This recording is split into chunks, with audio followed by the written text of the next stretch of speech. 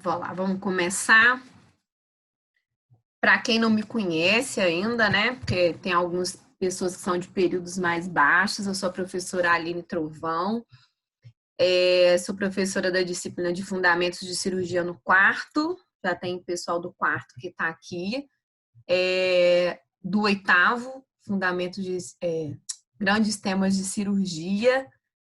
E no internato, eu sou preceptora e supervisora do internato de cirurgia.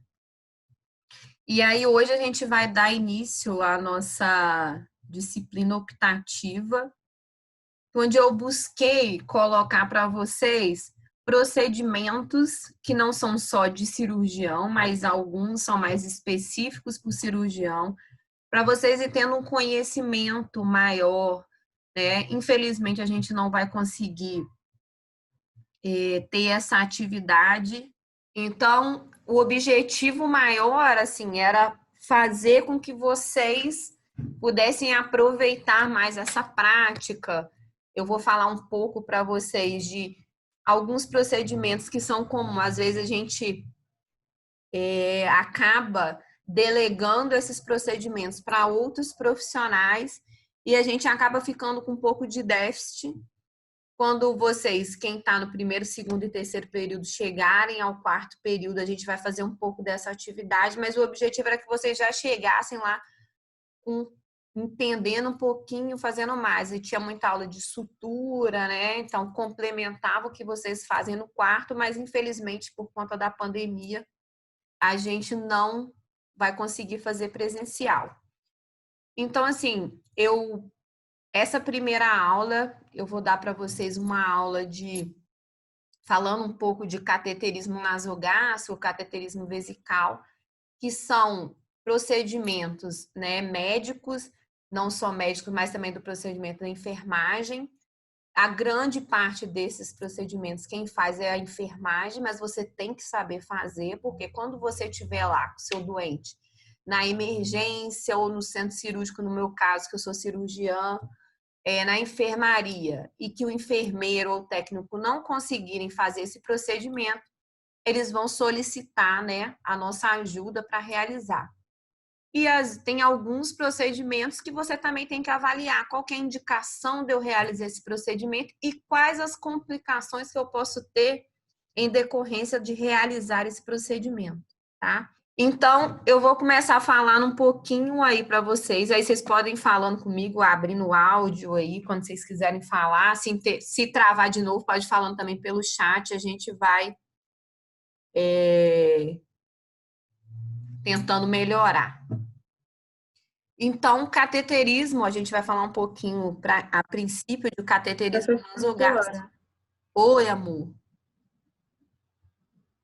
Tá indo? Tá aparecendo?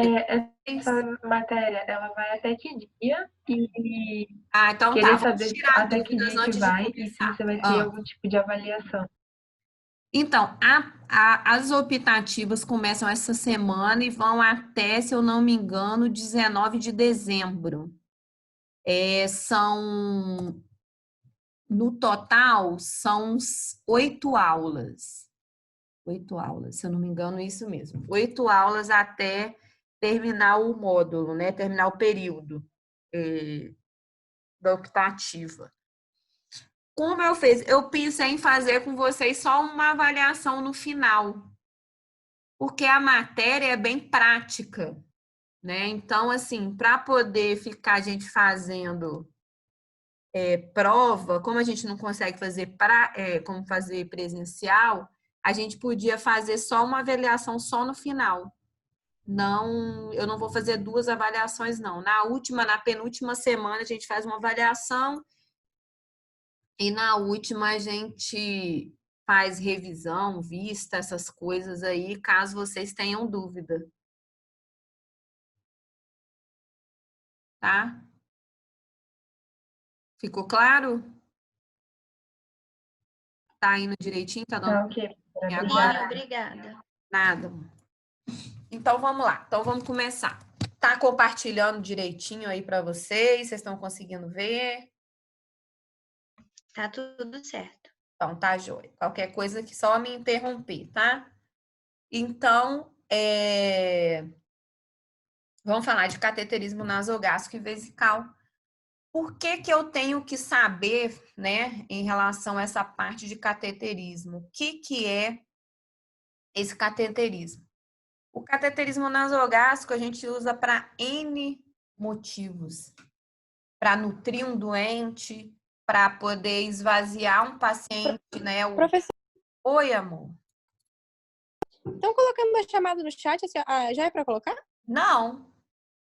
Estão Tá. Tá bom. A gente usa com um paciente que tem um quadro de uma obstrução intestinal, é aquele doente que ele faz aerofagia e ele vai produzindo líquido em grande quantidade na cavidade, né, no trato gastrointestinal, e com isso ele vai ficando distendido, então eu posso usar a sonda para fazer esse esvaziamento. Então, cateterismo nasogástrico é uma tubagem, né? A gente fala tubagem porque o catéter não deixa ser um tubo do estômago, que a gente passa através das narinas, pela faringe, pelo esôfago, até chegar ao estômago. Apesar desse nome cateterismo nasogástrico, em algumas condições, em algumas patologias, é necessário que esse cateterismo seja orogástrico. Um exemplo disso é um paciente vítima de trauma, né, que chega na emergência e você tem sinais de que ele tem um TCE grave com fratura de base de crânio. Então, o paciente com fratura de base de crânio, ele não pode ser feito o cateterismo pela região nasal. Ele tem que fazer pela orogástrica, porque quando ele tem fratura na base de crânio, então esse paciente que chega vítima de trauma com fratura de base de crânio, ele tem que passar essa sonda orogástrica, porque a fratura que tem na base do crânio, essa sonda pode entrar nessa fratura e alojar dentro do cérebro. Então, é uma indicação, né, absoluta de passar essa sonda orogástrica ao invés de nasogástrica. Então, quais são as indicações de eu fazer um cateterismo nasogástrico no doente que chega ou na emergência ou que está internado, né, lá na unidade hospitalar? Intoxicação exógena é aquele paciente que toma 3 cartelas de remédio para poder tentar um suicídio ou alguma coisa e você precisa retirar aquele medicamento, um exemplo, né, sendo o medicamento que ele ingeriu. Então, intoxicação exógena é uma indicação de cateterismo nasogástrico.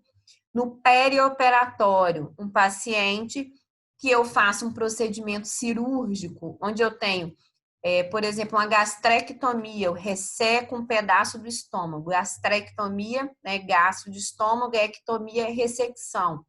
Então, gastrectomia, eu tirei um pedaço desse estômago e faço uma sutura. Eu faço uma anastomose do estômago com outro segmento, normalmente do intestino. Então, eu vou fazer o quê? Eu passo essa sonda nasogástrica, o paciente não distender aquele estômago. Porque, por mais que ele não se alimente via oral, ele continua produzindo líquido, né? Secreções no esôfago, no estômago, no trato gastrointestinal no geral, que vão acumular ali dentro daquele estômago. Então, para esvaziar e eu não distendê-lo e forçar a minha sutura, então eu posso usar, né? Eu faço esse cateterismo nasogástrico no período perioperatório.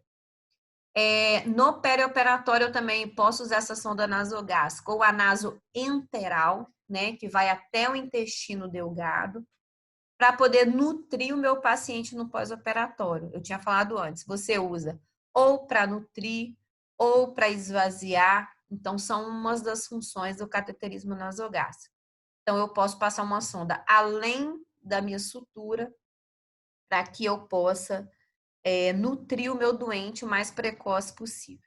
Alívio de distensão, paciente com obstrução intestinal, ele fica muito distendido, então com a sonda vai sair líquido e vai sair ar do trato gastrointestinal, então melhora a distensão. Paciente com muito vômito, Então, eu vou também esvaziar o estômago com o catéter nasogástrico e vai aliviar os sintomas no meu doente. Paciente vítima de trauma é um paciente que normalmente está com o estômago cheio, ele pode rebaixar nível de consciência, e esse rebaixamento de nível de consciência, ele pode regurgitar, vomitar e fazer uma broncoaspiração. Então, eu faço uma sonda nasogástrica para esvaziar o estômago do meu doente. Com o cuidado de que pacientes vítimas de TCE, que têm sinais de fratura de base de crânio, eu tenho que passar orogástrica. Comprometimento da via oral, eu tenho alguma lesão que impede meu paciente de deglutir, né? Por exemplo, uma lesão, uma tumor de língua, um exemplo de uma neoplasia que impede com que o meu doente possa deglutir. Então, eu passo uma sonda nasogástrica para esse paciente nutrir. Paciente que necessita de complementação nutricional, administração de medicamentos, posso fazer medicamentos pela sonda, e coleta de material para exame de suco gástrico, quando eu quero medir pH-metria do suco gástrico, né? Eu posso coletar isso através do cateterismo nasogástrico. Tipos de catéter, aqui tem 2 exemplos de catéter, o nasogástrico, que é o da esquerda, que ele tem calibres variados, de calibres mais finos até calibres mais grossos, depende do intuito que você vai querer usar a sua sonda. Essa do lado direito é a sonda de Dubhoff, é a sonda nasoenteral. Se vocês olharem aqui, o calibre da sonda é diferente. A Dubhoff, ou nasoenteral, ela é uma sonda mais fina. E na ponta dela, se vocês perceberem, ela tem uma estrutura diferente. Aqui, ela tem um peso. São umas bolinhas que dão um peso maior na ponta dessa sonda, que quando eu passo essa sonda em um paciente que não esteja no ato operatório, no perioperatório, eu não consigo posicionar essa sonda no local certo.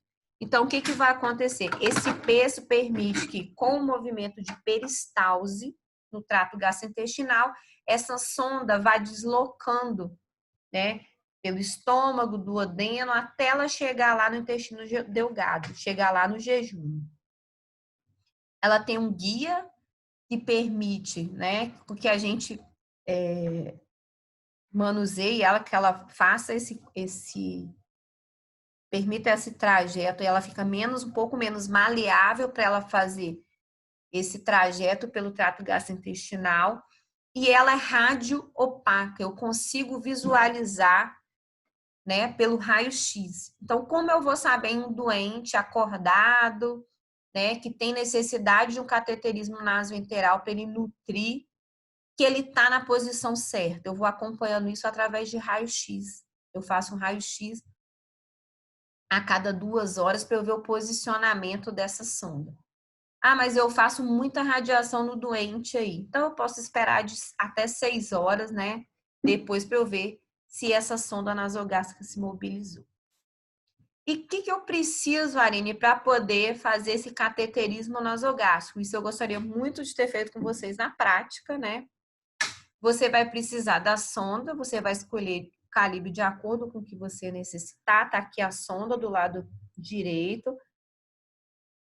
Eu tenho um coletor, caso eu vá deixar essa sonda aberta, se o intuito for esvaziamento. Esparadrapo, micropóreo é um esparadrapo normal, xilocaína gel, uma seringa, gaze. Eu vou deixar esse material separado. Já vi aqui que já tá uma mão aqui com uma luva de procedimento, não precisa ser luva estéreo. E eu vou preparar o meu doente, né? Depois que eu separei o material que eu vou utilizar para realizar o procedimento, eu vou preparar o meu doente para a realização desse procedimento. Primeira coisa, a gente vai colocá-lo na posição de Fowler. Ele fica mais ou menos a 45 graus a cama. Você avisa o seu doente que você vai realizar o procedimento. qual o intuito que você está realizando aquele procedimento. Porque se o paciente estiver acordado, ele é um procedimento incômodo, alguns pacientes já têm uma resistência por ter realizado o procedimento anteriormente, alguns fazem muita ânsia de vômito, tá? Incomoda, sentem dor, então você tem que orientar muito bem qual a necessidade do procedimento para você ter a colaboração do seu doente na hora de realizar o procedimento. Depois que você, aqui vai mostrar, né?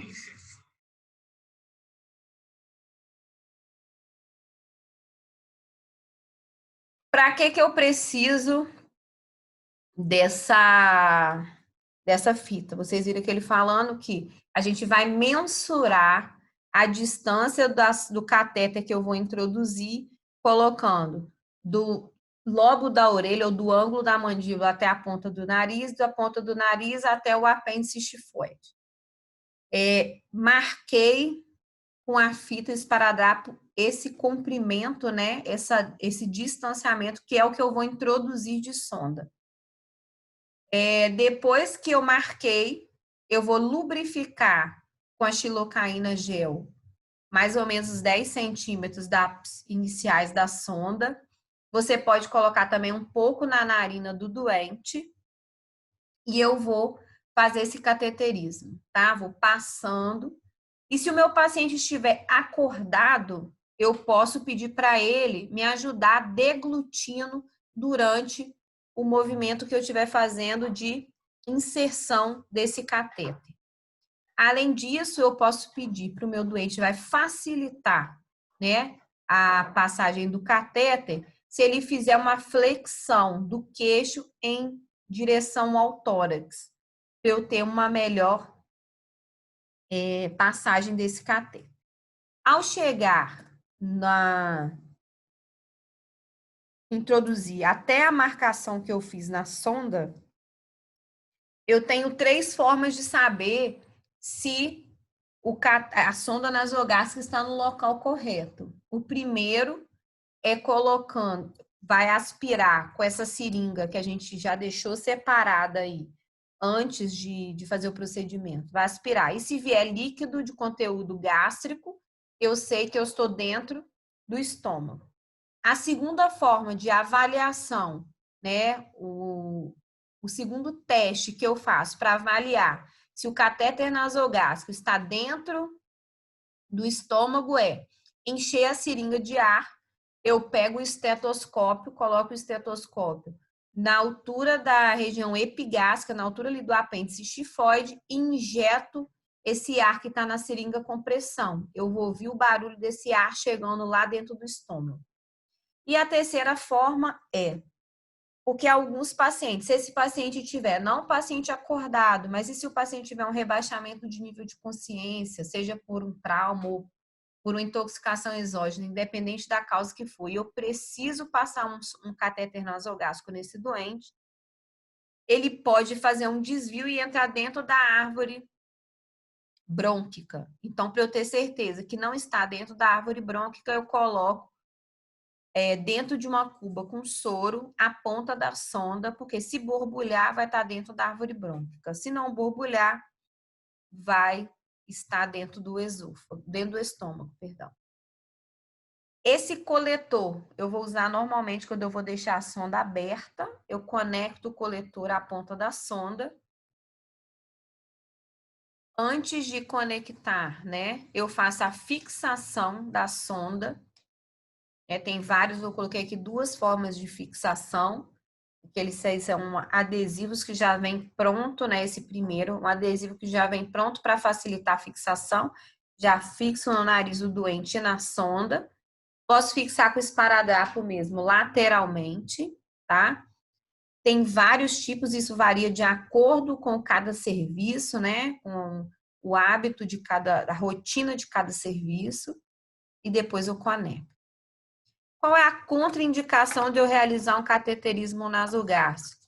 Pacientes com esofagite, com varizes de esôfago sangrante, você não sabe, você pode fazer uma lesão maior naquela área onde está o sangramento, no vaso onde está sangrando.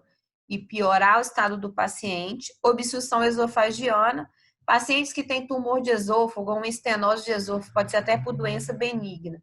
Se eu não sei onde até a altura, o grau de obstrução nessa doente, eu não estou visualizando para ver se eu estou passando realmente naquele orifício que resta ali. Se a obstrução é total, então não tenho como fazer esse cateterismo nasogástrico. Então, as obstruções e as lesões esofagianas estão ali trabalhando da mesma forma.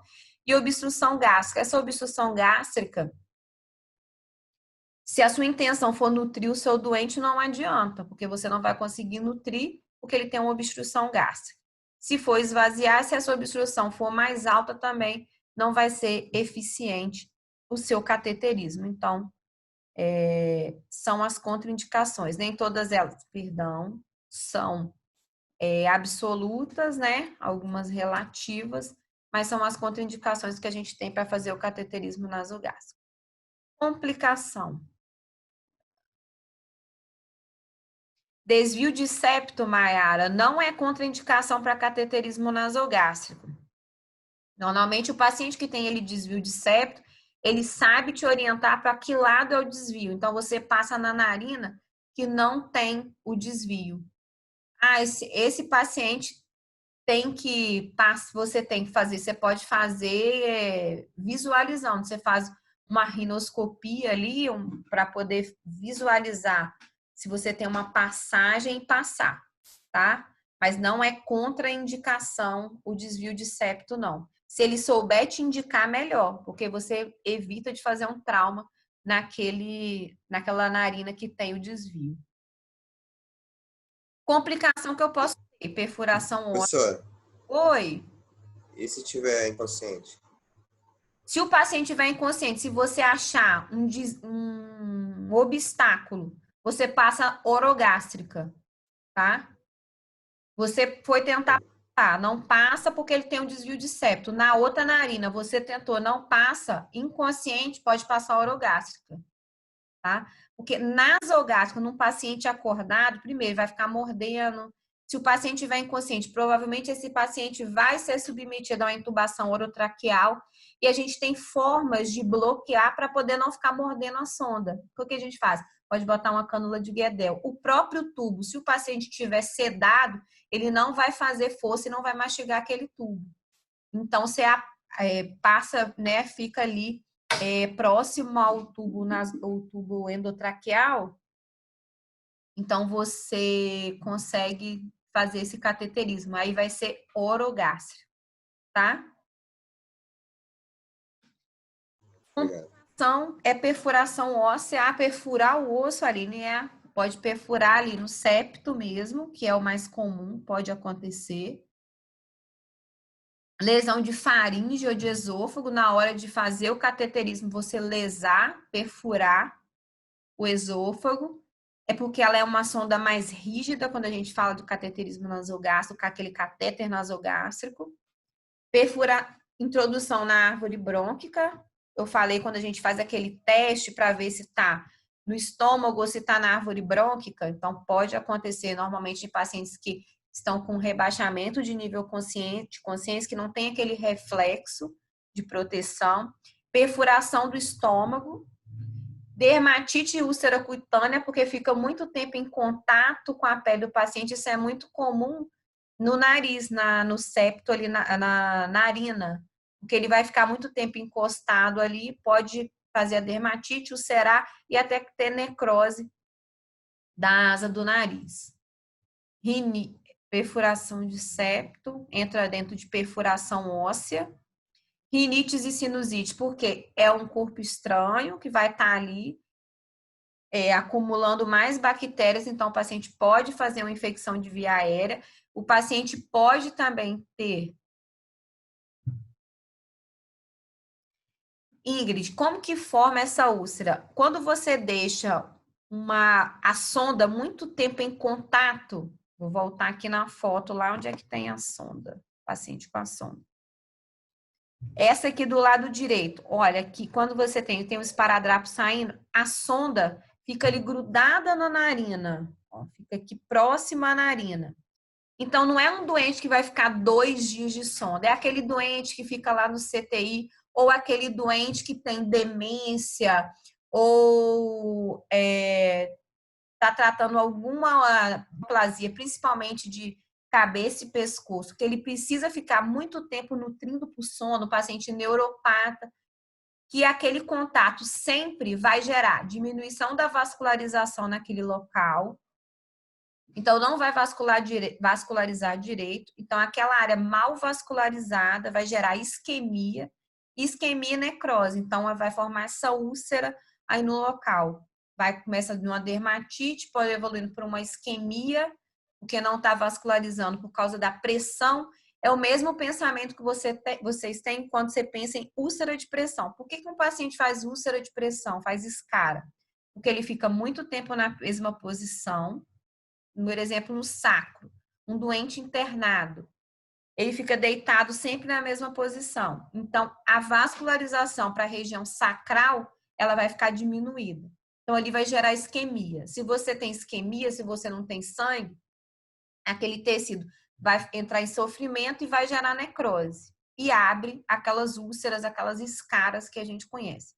É uma proporção menor, mas acontece no cateterismo. O paciente fica muito tempo com aquela sonda ali, naquele mesmo local, fazendo pressão, então vai diminuir a vascularização, vai gerar isquemia e pode necrosar, tá? Que tipo de dieta passa pela sonda? Você pode ter aquelas dietas prontas, né? As dietas enterais, que você já compra aquela dieta pronta. Normalmente, o intra-hospitalar é mais comum, as dietas enterais. Mas o seu doente, quando ele vai para casa, ele é orientado, a gente passa suplementação, por exemplo. Uma que é comum é aquelas Nutrem, sustagem. Você vai fazer aquela vitamina e a gente orienta lavar a sonda primeiro, para se tiver algum resíduo sair. Você faz a dieta pela sonda, vai com a seringa, faz aquelas, normalmente uma seringa de 60 ml, porque vai dar menos, né? Vai fazer menos repetição. Você conecta a sonda e vai fazendo essa dieta pela sonda. Pode ser, quando o paciente vai com uma sonda nasogástrica, que ela é mais grossa, né? A gente opta sempre pela nasoenteral, que ela causa menos trauma. A sonda nasogástrica, às vezes até a próprio alimento batido no liquidificador fica bem ralinho, você bate, vai coar, coloca na seringa, conecta na sonda e você pode fazer, tá? Então, você tem aquela dieta enteral que é preparada, que você compra, mas o custo é mais alto. Mas aí você vai fazendo essa dieta com a ajuda de suplementação, né? No trem, sustagem, e pode fazer a dieta também batida no liquidificador e coada, porque ela vai ficar bem ralinha e você pode fazer com a seringa aí pela sonda, tá? Porque às vezes o paciente, a gente trabalha muito aqui no hospital com doente do SUS. Então, o paciente vai ficar um custo muito alto para ele.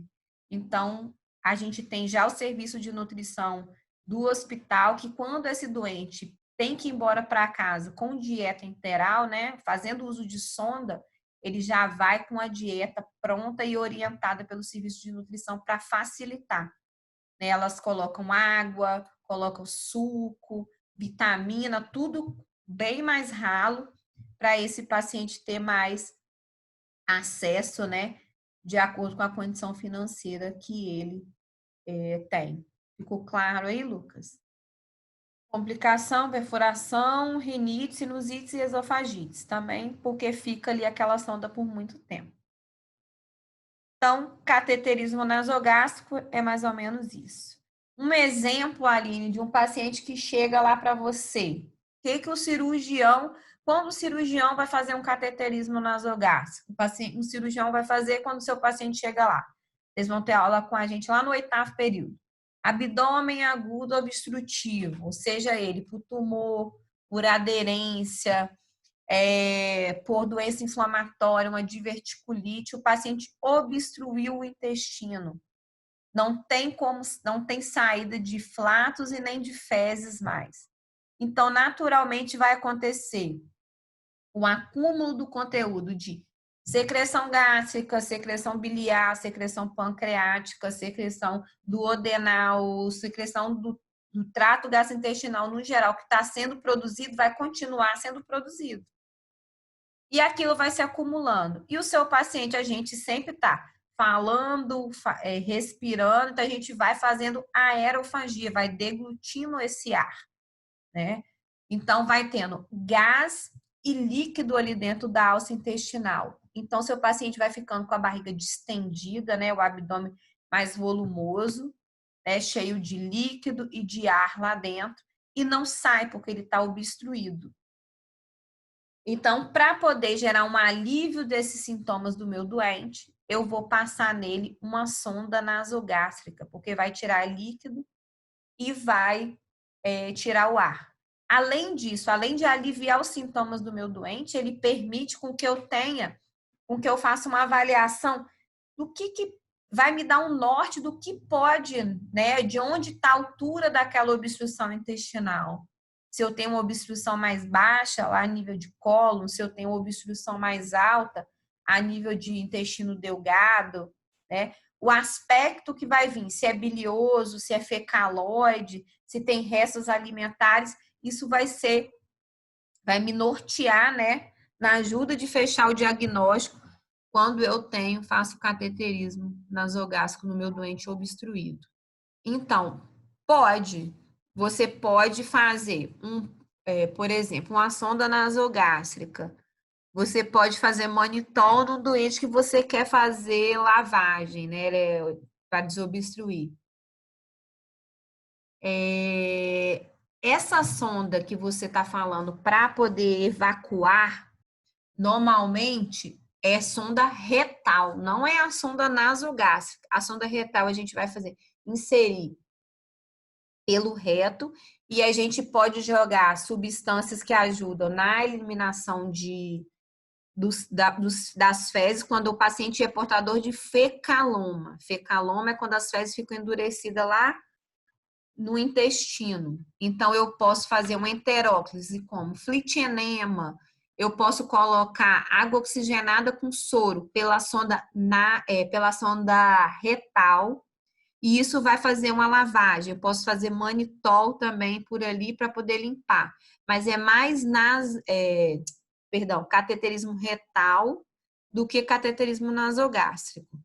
Em algumas condições, você pode fazer o óleo, mas se o paciente está com constipação, normalmente você pode fazer oral, que o paciente vai melhorar. Você não precisa da sonda para poder evacuar, para poder, né, no caso, ajudar a evacuar. Ficou claro, Christian? Karina me perguntou, repetir a parte da obstrução. Então tá, um doente chegou lá na emergência, Karina, eu vou dar um exemplo, né, assim, mais claro. Ele tem um tumor de reto. Então, ele tem um tumor lá embaixo. Ele está obstruído, ele chegou que há 3 dias ele não consegue evacuar nem eliminar flatos. Então, ele está obstruído. Como vai estar o abdômen desse doente? Distendido, cheio de líquido, porque continua sendo produzido pelo intestino, e cheio de gás. Isso o paciente normalmente evolui alguns com quadro de vômito. Como a obstrução é mais baixa no meu exemplo, eles não têm muita queixa de vômito, mas eles estão bastante distendidos. E quando a válvula é porque vocês estão, eu não sei que período você está, às vezes o período está baixo, vocês ainda não entraram ainda nesse ciclo clínico, mas vocês vão ter isso com maior clareza um pouco para frente.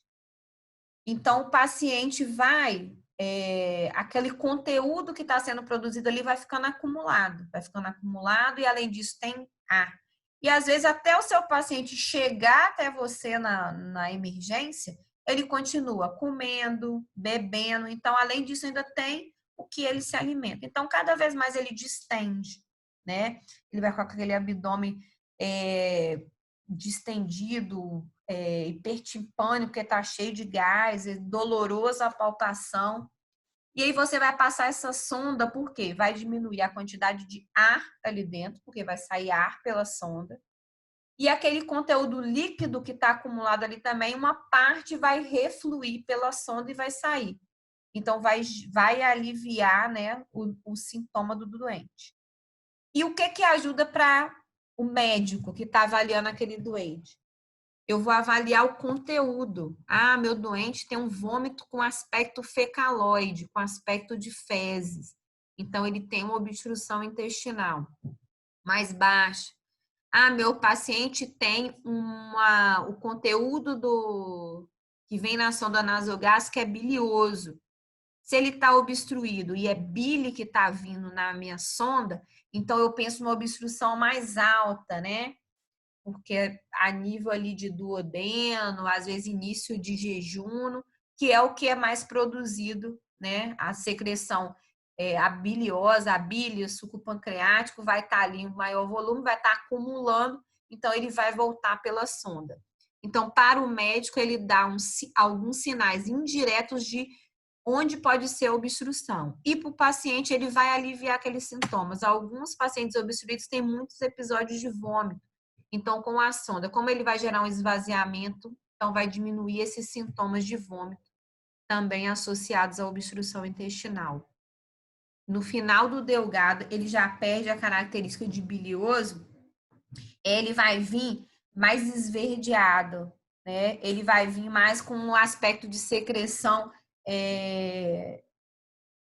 entérica, tá?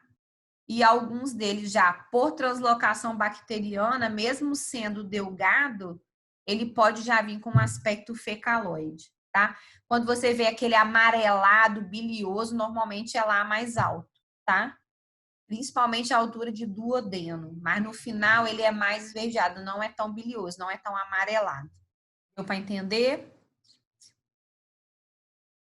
Aí eu vou mudar já para cateterismo vesical.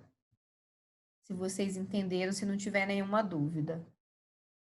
Acho que sim, então tá bom. Se vocês tiverem dúvidas, vocês podem, né, no final perguntar. Depois eu fui olhar na outra aula também, vocês podem tirar dúvida, tá? O que vocês tiverem, às vezes, é mais difícil, porque vocês ainda estão vocês estão num período mais baixo, às vezes não entendi, e aí eu repito de novo, tá? Porque tem coisa que vocês não entenderam porque vocês ainda não chegaram nesse ciclo clínico. Mas pode perguntar também, Sérgio, aí eu volto, tiro a dúvida do que você não entendeu, tá? Eu posso colocar no AVA, não. Porque não tem esse link. Mas a gente tem da clínica cirúrgica, a gente tem um link no YouTube. Eu posso colocar lá para depois vocês assistirem. O que vocês não entenderam? Me fala aí. Nicolas, Sérgio. Vamos fazer igual na aula presencial. Vamos lá. O que vocês não entenderam? Eu vou fazer o link do YouTube e aí... Não vou dar intervalo, Ingrid, porque não... A outra parte da aula também não é grande, tá? Eu vou mandar o link do YouTube para vocês. E vocês podem entrar no... Como é que chama? No Instagram da Clínica Cirúrgica. Que aí eu vou, quando eu converter para o YouTube, eu vou jogar lá no YouTube e aí mando o link lá para vocês. Até o final de semana, até sexta, hoje é terça, até quinta, sexta-feira eu mando para vocês. Que aí vocês podem assistir de novo, tá? Aí vão ter outras aulas lá também de outros professores da clínica cirúrgica que vocês podem já olhar, tá? Os meninos que estavam com dúvida, Sérgio e Nicolas. Querem deixar para depois? Querem? Prossegue a aula, depois eu vejo. Pode? Então tá bom. Então vamos lá. Pode. Cateterismo vesical. Então, a gente vai colocar um catéter dentro da bexiga urinária, que pode ser através do meato uretral ou através de um acesso suprapúbico, que pode ser por punção ou um procedimento cirúrgico. Então, eu vou colocar o catéter, esse catéter é estéreo, né? Lá dentro da bexiga para eu fazer o esvaziamento dessa bexiga. Em alguns casos, em outros casos eu preciso colocar esse catéter lá para eu poder realizar um exame, coletar a urina para eu fazer um exame, fazer um estudo urodinâmico do meu paciente. Então, sempre, diferente do cateterismo nasogástrico, que a gente não precisou usar aquelas técnicas assépticas, que é asepsia, você precisa passar clorexidina degermante, né, limpar, né, a região genital, eu vou usar luva estéreo e todo o material que eu tiver utilizando no cateterismo vesical vai ter todo estéreo, porque lá dentro da bexiga é um ambiente estéreo, diferente da região do trato gastrointestinal, que já tem suas bactérias próprias. Então, por que eu faço isso? Porque se eu levar as bactérias do trato geniturinário ali lá para dentro da bexiga, esse paciente, depois do meu procedimento, ele vai desenvolver um quadro de infecção urinária. Então, quais são as indicações? Algumas indicações são diagnósticas e algumas indicações são terapêuticas.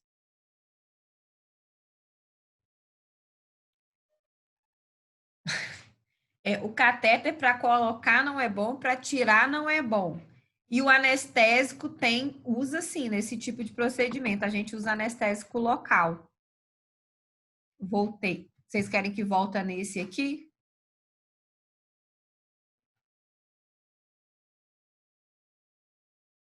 Isso, voltei aí. Espera aí. Deixa eu ver o que ele perguntou. O anestésico é só para inserir. Você não usa o anestésico para poder retirar, não, tá? Para retirar, você tira só puxando. Incomoda bastante, tá? Quando é o paciente, a gente vai fazer esse procedimento no centro cirúrgico, que é um paciente que a gente vai precisar, vai fazer o procedimento, vai operar, a gente deixa para passar o catéter depois que a gente anestesiou. Mas nem sempre, né? O nosso paciente vai estar no centro cirúrgico quando houver a necessidade de fazer um cateterismo vesical. Às vezes ele está na emergência, às vezes ele está na enfermaria. Então, a gente usa anestésico local para fazer esse procedimento. Então, eu vou coletar sangue para urocultura, porque eu preciso de uma urina sem contaminação, né, da parte genital, para poder eu ter um resultado fidedigno. Vou medir volume residual, aqueles pacientes já que tem bexiga, alteração, né, na motilidade da bexiga, tem alguma obstrução anterior que atrapalha o esvaziamento da bexiga, então eu vou medir volume urinário, volume residual urinário. Eu vou colocar contraste através da sonda lá dentro da bexiga para eu fazer um estudo urodinâmico, né? Vou estudar o trato urinário e estudo urodinâmico para ver se essa motilidade está boa ou não. Se eu tenho refluxo vésico-ureteral. Algumas crianças têm esse distúrbio que a urina que está na bexiga, ela reflui, né, para dentro do ureter, vai causar dilatação do ureter, podendo até lá na pelve renal fazer essa dilatação. Então, eu vou estudar jogando contraste ali dentro. Chama sonda de Foley, tá? Esse catéter que tem o cuff. E eu vou fazer exame diagnóstico nesse doente, que não deixa de ser o que é anterior. Terapêutico. Paciente que faz retenção urinária, seja por uma obstrução, seja porque fez alguma medicação. Por exemplo, os pacientes que são submetidos à cirurgia e que na anestesia é optado por fazer raquianestesia. Quando se faz raquianestesia, um dos medicamentos utilizados nesse tipo de anestesia é a morfina. E essa morfina, ela pode gerar retenção urinária no nosso doente no pós-operatório. Então, às vezes eu vou usar esse cateterismo vesical para, né, aliviar, né, no caso de retenções urinárias. Paciente que tem obstrução por cálculo, o paciente vai fazer um cálculo renal que ele mobiliza e ele obstrui, normalmente ali pode ser normalmente na uretra, que eu vou utilizar o catéter para depois esvaziar. Coágulos, pacientes portadores de tumor, principalmente tumor de bexiga. É um tumor muito sangrativo. E aí lá na bexiga forma coágulo e obstrui a saída da urina, né? Porque o coágulo está obstruindo a uretra. Então eu coloco uma sonda, normalmente eu coloco uma sonda que ela me... Vou ver se eu tenho uma foto aqui. Aqui, ó. Nessa primeira sonda que vocês observarem, ela tem 3 saídas, né? O que tá coloridinho é onde eu insuflo o cuff, tá? E as outras são para sair urina. Essa primeira sonda aqui, ela me permite instilar ou soro ou contraste, o que seja, e na outra via sair. No doente que tem câncer de bexiga, ele sangra muito. E aquele coágulo obstrui. Do mesma forma que ele obstrui a uretra, ele obstrui a sonda. Então, eu vou instilar soro para eu lavar e diluir aquele coágulo lá dentro da bexiga e esvaziar aquele conteúdo da urina com o coágulo ali diluído. Instilação de medicação. Pacientes com traumas vesicais e uretrais a gente deixa de sonda, né? Porque eles podem fazer, no caso da uretra, estenose de uretra em alguns pacientes. Para tratar estenose, a gente trata, ele vai fazer, normalmente a estenose faz retenção urinária, então eu passo a sonda ali para vencer alguns casos da estenose e esvaziar a bexiga. Pré e pós-operatório. No pós-operatório, por que é importante o paciente ter sonda? Porque alguns pacientes eu vou mensurar, né? Vou fazer o controle do volume urinário desse doente e me ajudar, às vezes, a avaliar a condição hemodinâmica daquele doente. Um paciente com pouca diurese é normalmente um paciente hipovolêmico, então é uma monitorização que me dá um resultado confiável e é menos invasiva do que outras formas de monitorização da volemia.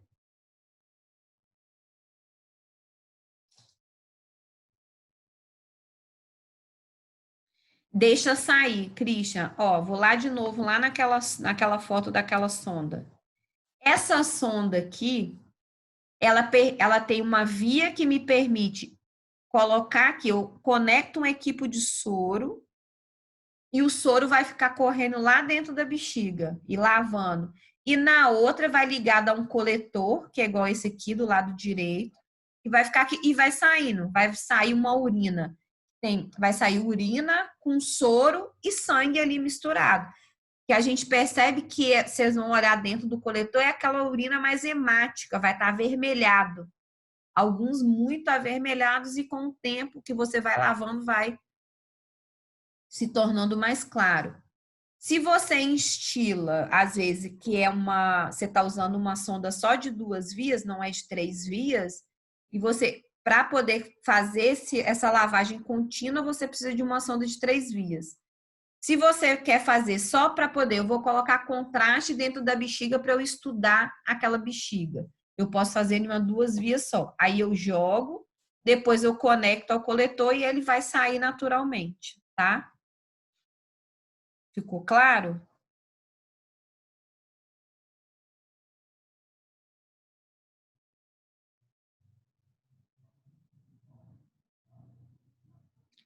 Entendeu? Então tá joia. Então aqui, ó, uma forma obstrução, exemplo de obstrução. Aqui a gente tem um paciente que tem hipertrofia da próstata, pode ser uma hiperplasia prostática benigna ou um tumor de próstata, que a urina não consegue sair, porque aqui na uretra a próstata está aumentada, ela está apertando, né, comprimindo essa uretra e não consegue passar a urina. Então, com a sonda, eu vou vencer essa resistência que tem aqui pela hipertrofia da próstata e vou fazer o esvaziamento da urina. Aqui, ó, uma sonda, um coletor urinário, tem as marcações de mensuração de quanto vai saindo. Normalmente a gente avalia a cada 12 horas é feito esvaziamento e eu vejo quanto que ele fez de urina, quanto ele teve de débito urinário nessas 12 horas e vou fazer um cálculo para saber se aquela diurese foi eficiente ou não, se era satisfatória, se eu vou avaliar se meu paciente também é associado a isso, ele tem uma insuficiência renal, ou só porque ele está fazendo uma hipovolemia. Então, eu vou avaliar o débito urinário, se meu paciente está urinando da forma correta ou não. E aqui vai fazer estudo urodinâmico, para eu saber a motilidade dessa minha bexiga. Então, aqui são só as fotinhas do exemplo das indicações. Contraindicação, eu não devo passar catéter vesical em pacientes que têm uretrite aguda, são pacientes que têm DSTs, né? Algumas DSTs como gonococo, infecção por gonococo. Então, eu não passo sonda vesical. Prostatite aguda, o paciente está com aquela próstata inflamada, fica com aquele tecido prostático friável, eu posso fazer uma lesão. E complicação associada a isso, falso trajeto. É quando o meu paciente, eu vou passar a sonda, eu passo e eu transfixo, às vezes, a uretra e faço um trajeto diferente, tá? É um paciente comum de fazer isso, é paciente de hiperplasia prostática, é pacientes vítimas de trauma, que você vai tentar passar a sonda, ele tem uma resistência, você vai com força para tentar ultrapassar a resistência que você tem, e às vezes você transfixa a uretra e faz um falso trajeto. Sangra muito, faz edema, é um caos, aí o seu paciente está com retenção urinária, às vezes você tem que ir para um procedimento cirúrgico, porque fez esse falso trajeto. Sangramentos uretrais, né? Porque você forçou ali, você faz lesão da uretra. Infecção urinária, quando você não toma os devidos cuidados de asepsia. Bacteremia, você carrega uma grande quantidade de bactéria para aquela região que é estéril, então ele faz uma resposta, gera uma bacteremia no local. Edema e hematoma peniano e escrotal por conta dessa manipulação.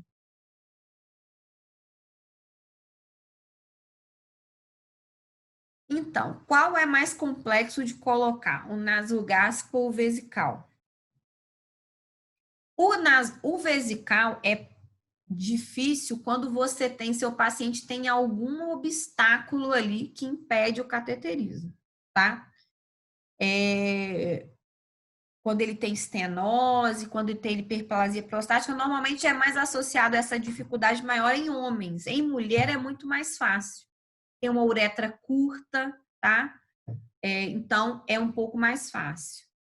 E aí, quando você fala em nasogástrico, você tem muita resistência do doente. O paciente faz muita náusea, muita ânsia de vômito.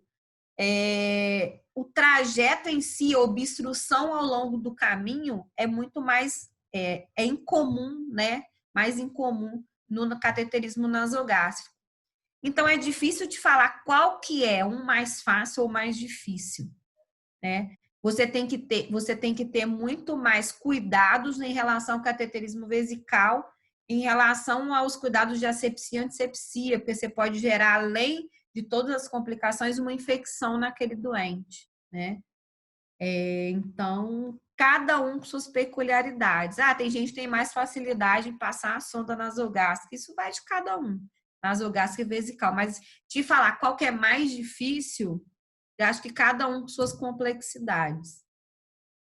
Um paciente masculino com hipospádia, ela é uma possibilidade de usar essa sonda? Não, porque aí você tem, dependendo da altura da hipospádia, né, você passa pela hipospádia, mas aí é um procedimento mais difícil, tá?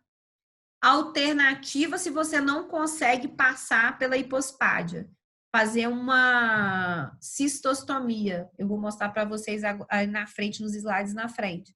Eu vou fazer uma via de acesso pela região suprapúbica e passar a sonda pela região suprapúbica, tá? Então, eu vou, ou uma punção, se for para um alívio imediato, mas a longo prazo, assim, que eu vou ter que resolver. Se eu não conseguir resolver essa hipospádia, em um local também que eu tenha cirurgião, eu vou passar ali, fazer um cateterismo, vou fazer uma cistostomia por punção ou uma cistostomia cirúrgica.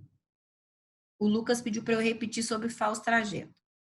Formação de falso trajeto Lucas, acontece quando, por exemplo, meu paciente foi um paciente que ele tem uma hiperplasia prostática benigna e já faz uso contínuo de sonda. Esse paciente veio, é um paciente que tem um cateterismo difícil, porque ele tem uma próstata muito grande. Se a pessoa não está habituada a realizar esse procedimento, você tem que colocar seu paciente lá deitadinho. Você faz asepsia e antisepsia do seu doente. Você coloca bastante anestésico ali, principalmente o homem, tem uma uretra longa. Então, você vai fazer com um anestésico, você vai colocar lá dentro da uretra dele, através de uma seringa, anestésico local, tá? E vai passar essa sonda. Se você não está bem posicionado, você não está habituado a passar, às vezes você vai chegar nessa resistência e você vai começar a forçar. As pessoas têm uma ilusão de que, quando eu tenho uma obstrução, se eu passar uma sonda mais fina, eu vou vencer essa obstrução. Isso é errado. Se eu tenho uma obstrução, eu tenho que passar uma sonda mais grossa, porque ela é mais firme, não é que ela é rígida. Ela é mais firme, menos maleável que a fina, para eu poder tentar vencer essa resistência. E aí você tenta uma vez, 2 vezes, aí você tá com a sonda, por exemplo, 14, aí você vai para 16, você tenta 2 vezes na 16, 3 vezes, você vai para 18, aí você tenta 1, 2, 3, você vai para 20. Isso aí você vai traumatizando e você vai forçando. Vai chegar uma hora que você tenta passar, e você não... Você vai forçar e vai perfurar, vai lesar aquela uretra e vai fazer um caminho contrário. Você sai de dentro da uretra e você vai lá para... Você sai daquele trajeto. Então, você vai fazer um caminho e você não chega na bexiga. Isso que é a formação do falso trajeto, tá? Aí você vai sangrar e você não tem o resultado que você esperava, que é chegar dentro da bexiga e esvaziar.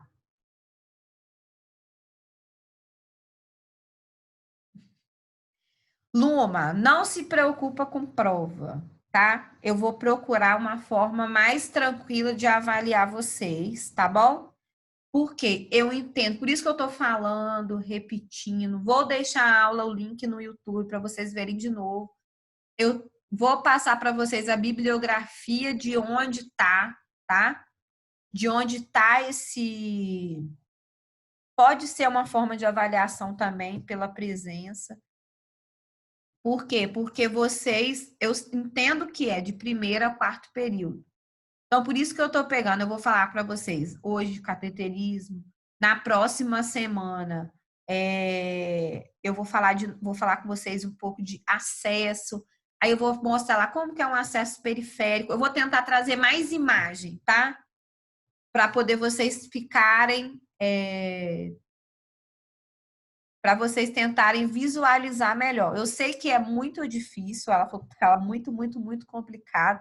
É porque você está no primeiro período, então você não tem essa noção ainda. Ainda mais com pandemia, que vocês estão vivendo menos ainda dentro do hospital, então vocês estão com essa dificuldade. Então, não preocupa, tá? Com prova ainda, esquece prova, tá? Eu vou passar para vocês o livro. No final da aula tem a imagem do livro, que eu vou mostrar para vocês tudo direitinho.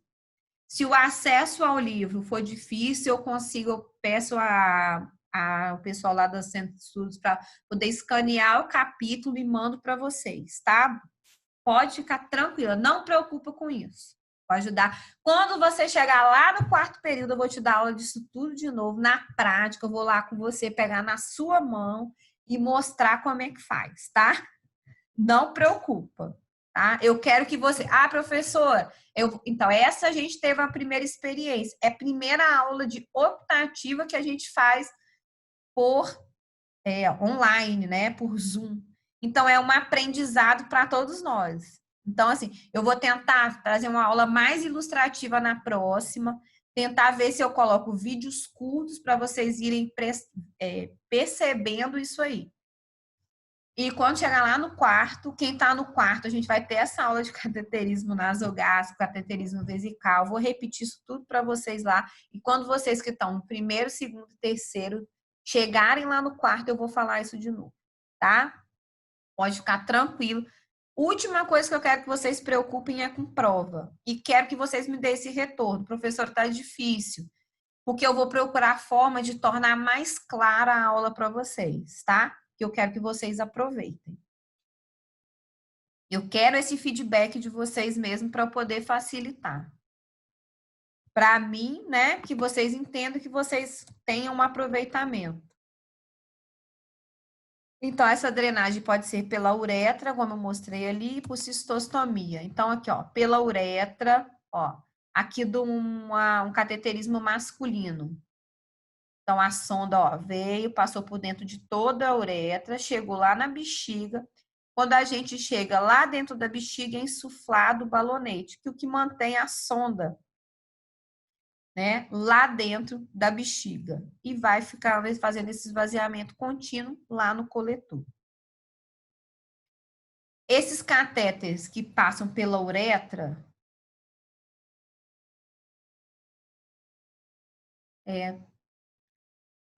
com certeza.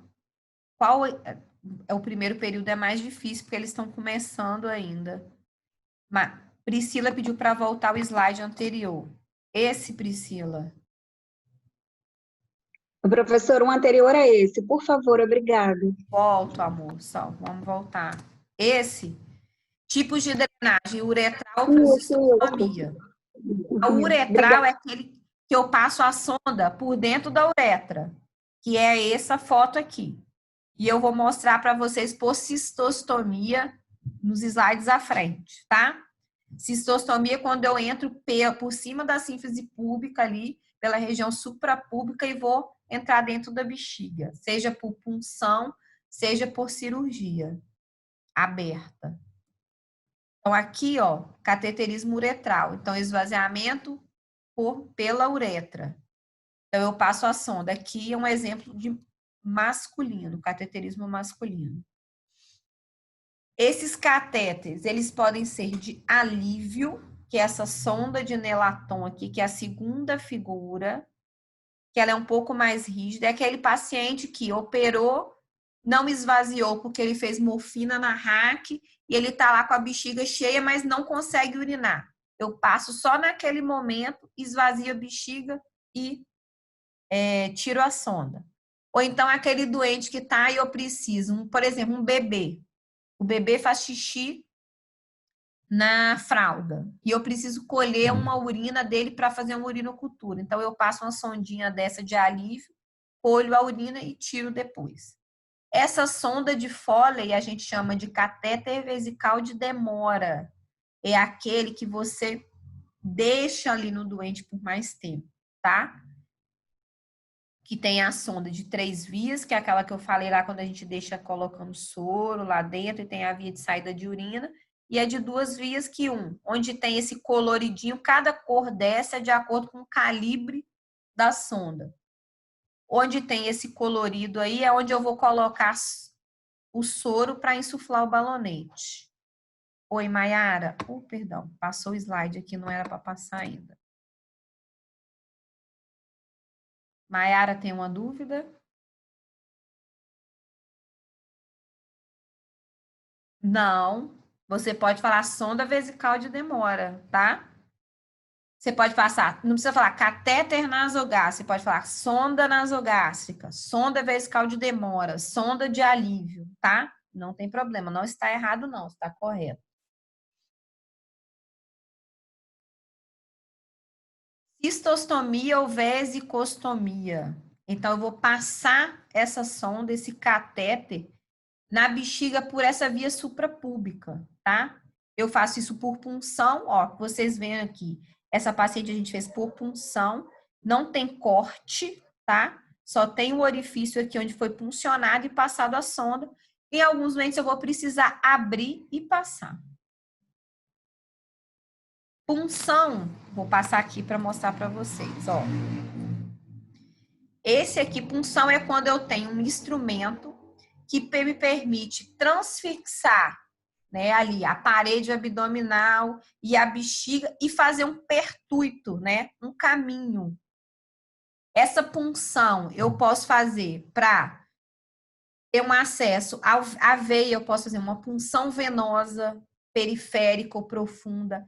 Eu posso fazer uma punção na cavidade abdominal quando eu vou operar uma cirurgia videolaparoscópica, seja ela para eu jogar ar lá dentro da barriga, seja ela para eu manusear um instrumento, e uma punção, né, para eu fazer uma cistostomia é quando eu pego esse instrumento aqui, ó, metálico, que chama-se cistoquete, ó. Ele tem essa parte aqui que fica onde eu vou, que fica externa, essa parte aqui que é cortante, onde eu vou perfurar esse trajeto de pele, tecido celular subcutâneo, aponeurose, peritônio, e vou entrar lá dentro da bexiga. Esse doente vai estar com a bexiga cheia de urina, vai ter um bexigoma, que eu vou sentir aquele globo ali no abdômen do meu doente. Então, ele vai me permitir que eu faça esse trajeto comunicando a bexiga ao meio externo, tá? Por isso que chama vesicostomia, tá? Ou cistostomia. Eu vou comunicar a bexiga ao meio externo. Como eu vou fazer essa comunicação? Através da sonda, tá?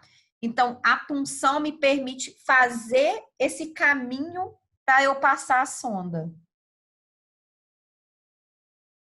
É indicado quando eu não consigo passar a sonda pela uretra, tá? Quando eu tenho uma hiperplasia prostática tão grande que eu não consigo passar a sonda e o meu paciente está fazendo bexigoma. Quando eu tenho uma estenose de uretra, que ele não consigo atravessar aquela estenose e chegar na bexiga. Então, eu tenho que ter uma via de acesso para eu esvaziar. Então, as indicações, ó, cateterismo vesical difícil, que eu não consigo, eu tenho retenção urinária e eu não consigo esvaziar pela uretra. Pós-operatórios de algumas cirurgias de bexiga, né, cirurgia vesical e prostática, eu deixo para manter aquela bexiga vazia o tempo inteiro, para não forçar aquele enchimento e não forçar a sutura que foi realizada na bexiga. Cirurgia de ampliação ou substituição da bexiga, então eu posso colocar uma cistostomia. Traumas de uretra, eu fiz uma lesão traumática ali, às vezes eu fiz uma transfixação da uretra no trauma, então eu não posso passar uma sonda ali porque eu vou fazer um falso trajeto, então eu faço uma cistostomia. Anomalia congênita, às vezes o próprio paciente já nasceu com estenose, uma hipospádia que o colega perguntou aí pra gente, às vezes é uma hipospádia que não me permite o cateterismo ali pelo orifício da hipospádia. Então, eu posso fazer uma cistostomia. Então, olha para vocês perceberem que lembra que a gente viu na foto lá, ó, do cateterismo, eu passei a sonda por dentro da uretra e cheguei na bexiga. Agora, eu vou passar a sonda, ó, vem da barriga, ó, o osso do púbis, eu venho acima, eu vou transfixar pele, tecido celular subcutâneo, aponeurose, peritônio, transfixo a bexiga e vou insuflar esse balonete lá dentro. Aqui, ó, eu tenho estreitamento da uretra que não me permite que a urina saia daqui.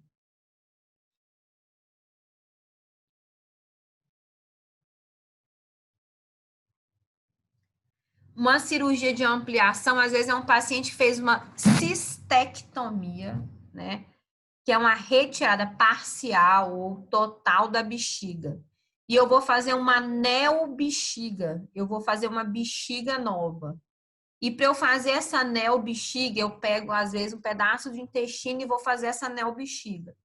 Então, quando eu faço essa ampliação, ou eu faço um retalho naquela bexiga que ficou, ou faço uma neobexiga, eu mantenho essa cistostomia, porque eu não tenho esse trajeto aí ainda feito para a uretra. Porque eu vou fazer uma bexiga nova, ou eu vou ampliar aquela bexiga que foi ressecada. Normalmente são pacientes oncológicos que a gente faz esse tipo de procedimento.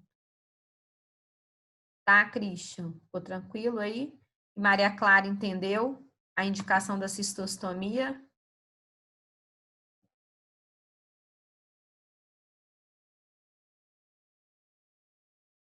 Então, tá, joia. Se quiser que repete alguma coisa, só falar. Então, olha para vocês perceberem o trajeto dessa sonda até ela chegar na bexiga, tá? Então, ela vem ali pela barriga, pela região hipogástrica, pela região suprapúbica. Então, você vai acima do osso, 2, 3 centímetros, e faz, vai passar essa sonda, seja ela por punção, né, igual a gente viu, tá vendo aqui do lado, seja ela por cirurgia aberta, tá? Então, a sonda é a mesma que eu uso. Então, eu tenho aqui o Cystocat. Essa parte aqui maior, que tem essa parte cortante aqui na ponta, vem aqui por dentro. Eles são acoplados. Quando eu entrei na bexiga, vai vir aquele monte de xixi, eu tiro a parte que faz a perfuração e passo a sonda por dentro, aqui, e insuflo o balonete lá dentro da bexiga. Então, tá feito aí a minha cistostomia por punção. Vai mostrar uma cistostomia.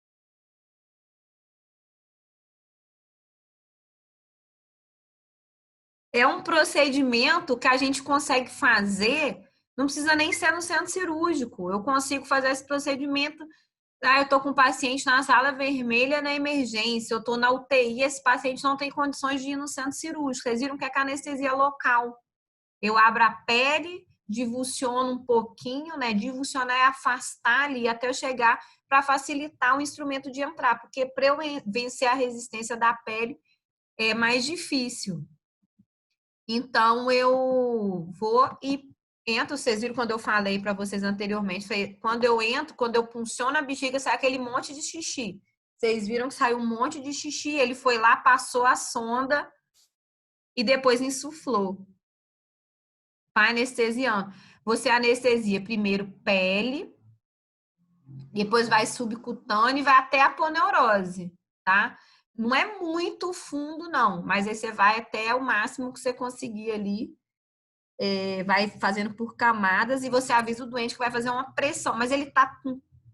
Quando você chega na aponeurose, no peritônio, que você perfura, que você entra na bexiga, ele sente um alívio tão grande, porque ele tá com aquele bexigoma, com vontade de urinar e não consegue, aquilo tá doendo, porque ele até fica tranquilo depois. Você consegue finalizar e no final vocês viram que ele fixou, ele passou uma agulha ali em volta e passa um fiozinho ali para poder evitar de que alguém desinsufle o balonete e essa cistostomia saia de dentro da bexiga.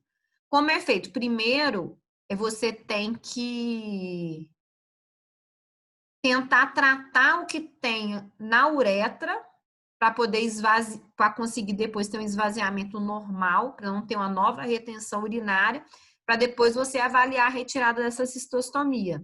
Se for só nos pacientes de pós-operatório, no caso que a gente falou lá, é só você tirar e acabou. Não tem que fazer mais nada, não.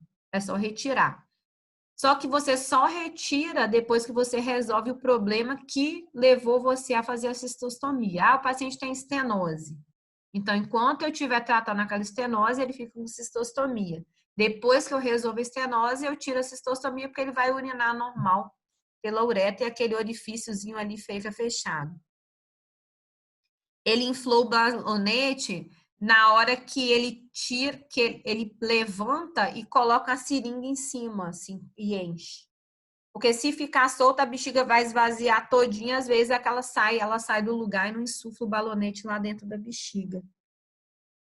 E ele tira depois aquela parte onde ele conecta ali, onde é que ele serve de guia para ele passar a sonda. Então, essa por punção é muito melhor, né? É menos trauma para o doente, não precisa ser no centro cirúrgico, você pode fazer na sala vermelha, você pode fazer no CTI, mas se você não tiver como fazer por punção, você tem que fazer aberta. E a aberta eu vou abrir normalmente 5 centímetros acima da sínfise púbica, mais ou menos a incisão de 5 centímetros, eu vou abrindo por planos anatômicos. Abro pele, tecido celular subcutâneo, afasto a musculatura, chego na aponeurose, abro a aponeurose, peritônio, eu chego na bexiga. E o que eu faço aqui? O que é esse ponto passado aí, Aline? Eu reparo a bexiga onde eu vou abri-la, tá? Então, eu abro a bexiga aqui e passo a sonda. Ou a sonda vem com aquela e eu passo lá dentro. É a mesma coisa, só que eu tô abrindo. Você insufla com soro, Priscila. Aí, cada sonda dessa, ela tem um volume de soro que você pode fazer. Alguns são 5 ml, alguns são 30 ml, alguns são 10 ml. Você usa de acordo com o que vem descrito na sonda. Mas, normalmente, é soro, tá? Passo a sonda, faço a fixação ali e depois eu vou fechando por planos e a sonda e a cistostomia tá pronta, tá? Então, assim, a diferença é que você tem uma incisão cirúrgica em um e no outro você não tem, né? Você tem só aquela região de punção. Então, é menos traumático, menos uma ferida operatória para o nosso doente. Então, para o doente é muito melhor uma punção do que uma cistostomia aberta. Toda sonda de Foley é insuflada. Talvez você já tenha ido em algum serviço que insufla com ar, mas rotineiramente a gente faz normalmente insuflado com soro, tá? Ou água destilada, né? A gente coloca ali. Então, assim, eu sei que foi difícil, né? Vocês pegarem tudo, principalmente quem está no primeiro período, né?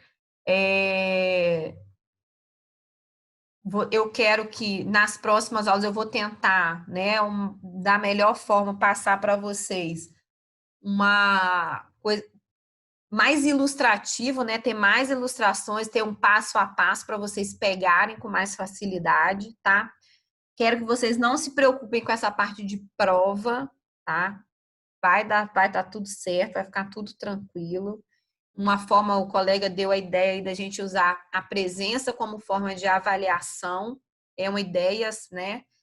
Quero que vocês me dêem esse feedback. Ah, professora, hoje foi a primeira, é aprendizado para vocês e para mim, porque eu preparei uma aula, né, que em situação normal, que é o que eu tô falando aqui, fluiria melhor, porque eu estaria mostrando, tem prática, né? Eu faria na prática, vocês iam fazer o cateterismo nasogástrico, vocês iam fazer o cateterismo vesical, vocês iam ter o contato com esse material, né?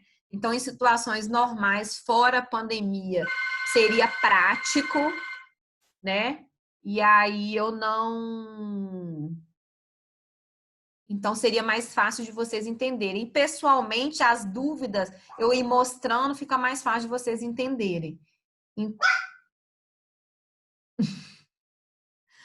É assustador mesmo, um pouquinho, porque tem uma parte muito cirúrgica, né?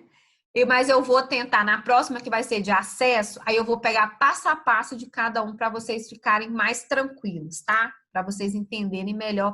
E eu quero que vocês vão me dando esse retorno. Professora, hoje foi mais difícil. Amanhã, na próxima aula, eu vou tentar ser mais clara.